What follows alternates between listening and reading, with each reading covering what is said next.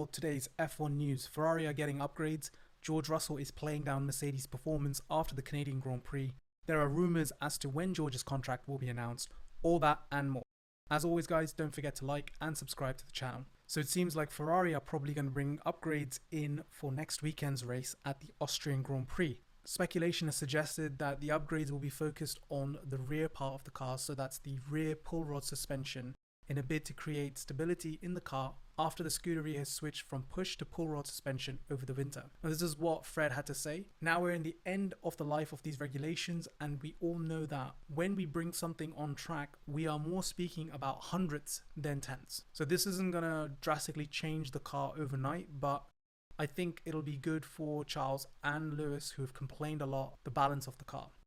But having said that, I don't think Ferrari have done so badly when you look at the best of the rest. If you have a look at the points since, call it, Imola, they have been roughly around 20-ish points per race. Compare that to McLaren, of course, they are much further ahead, but Mercedes and Red Bull haven't scored as many points that the Ferrari have. So it's not all doom and gloom in Ferrari as it's made out every weekend.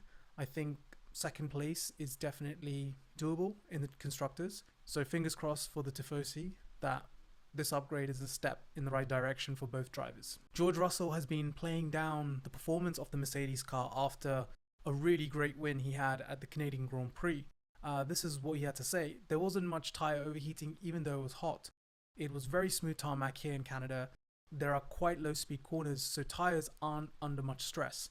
I think we expected a bit more tyre overheating considering the track temperature, but we are under no illusion that this really suited the strengths of our car the same way as it did last year. But for the majority of the circuits, we know it's a bit of a challenge, and that's why this is the first weekend both of us are on the podium. I think he's correct, because last year I remember it was always the cold tracks that they seemed to do well. I don't think he's lying here. If you look at the tracks that are coming up, so we've got Austria, Great Britain, Belgium, Hungary, Netherlands, and Italy. So basically it's the European leg now, and here in Europe it's absolutely roasting. So I can't see how they'll have the same sort of performance again in these tracks if the temperature is going to be hot and humid. So I think there's some truth to what he's saying. And then with regards to George Russell's contract, it seems like there are rumors coming out that the contract will be announced at the upcoming British Grand Prix. Like I said in my previous video, I think George Russell has done an amazing job this season. I think his stock is at an all-time high. I can't see a situation where they don't sign him again. I think there's too much uncertainty around whether Max will actually leave Red Bull or not. And you can't sort of hold out on someone who's actually delivering, performing, he gels with the team, he's good at marketing, generally doesn't create much fuss, he's not in the news for the wrong reasons, he's good at the media, so it sort of makes sense to keep the ship steady moving into next season's regulations.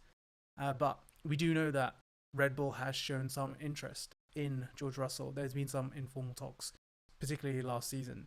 So if anything were to come out of the negotiations, if it breaks down, then I wouldn't be surprised if...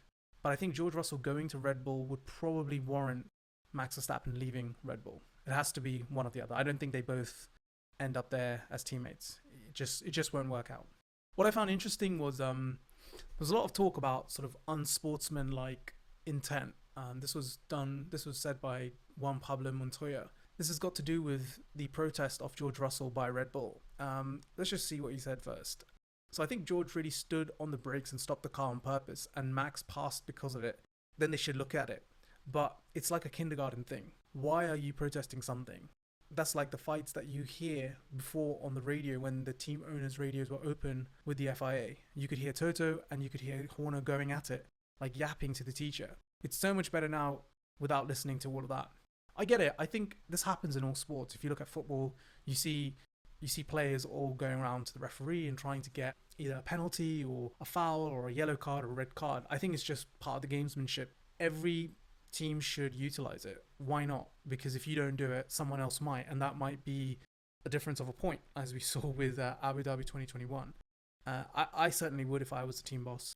So I don't agree with Juan Pablo Montoya's comments here, because I know Toto would have done the same thing to Red Bull during the rivalry they had when Lewis was in the team. Now, of course, Toto does not want to have that kind of intense rivalry because he wants to sign Max Verstappen at some point, so he wants to keep him cool. But I'm sure if Mercedes was going against McLaren this season, Toto would be doing something similar like this, without a shadow of a doubt.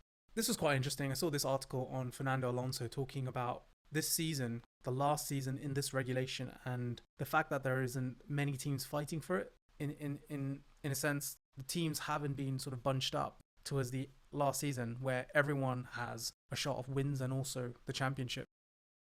I think I was expecting a very tight fight. It's true that it's a very tight field, but maybe not so much. The number one car, the McLaren, is a bit ahead of everyone. So yes, maybe surprising, but the championship is long. We saw in the last 2 seasons, it's not guaranteed that the second half of the season, the same team will dominate. First half, yes, McLaren dominated. The second, we'll see.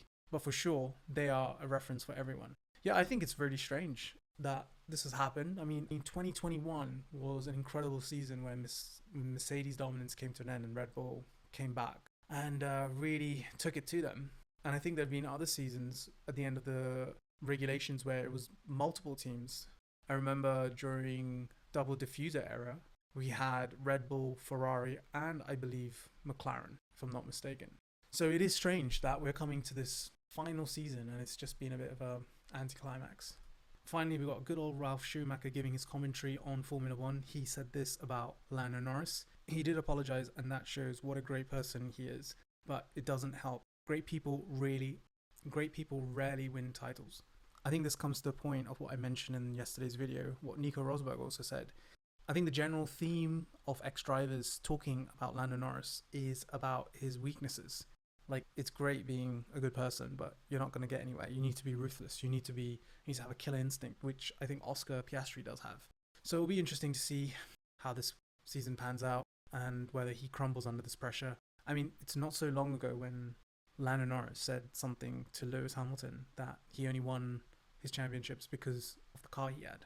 Here is Lando with the fastest car for probably this season and half of last season, and he hasn't capitalized on it. I think it's absolutely warranted that this kind of commentary comes out because I think he's just massively overrated. And there is definitely a British bias when you're looking at Sky Sports. They give him so much leeway in the mistakes that he makes.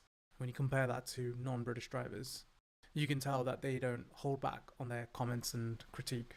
Finally, I want to finish off with this photo from George Russell, a rather hairy Daniel Ricciardo who is seen playing paddle with Oscar Piastri and George Russell. Good to see Daniel. I wonder if he's ever entertaining the idea of driving for Cadillac when he comes up.